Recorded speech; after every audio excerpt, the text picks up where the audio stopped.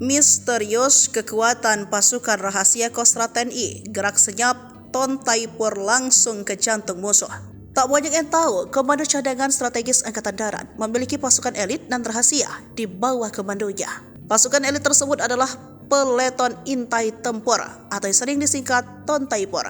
Ini berisi personel yang diseleksi dari Kesatuan Kostrad dengan seleksi cukup ketat. Dikutip dari beberapa sumber, Ton Taipur adalah pasukan berkualifikasi intelijen tempur Kostrad. Pembinaan satuan berada di Yon Satria Sandiyudah dan dalam pengoperasian di bawah kendali Panglima Kostrad yang berkemampuan Trimatra.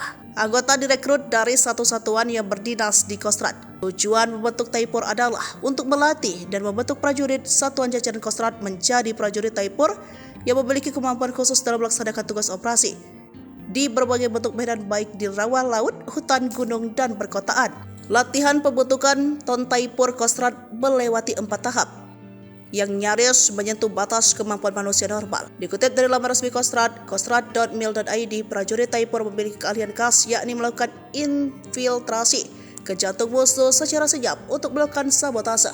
Prioritas yang diberikan adalah tugas-tugas infiltrasi di gunung dan kota. Ciri khas lain prajurit Taipur adalah memiliki senjata berupa senapan serbu, pistol, sangkur, hingga sniper.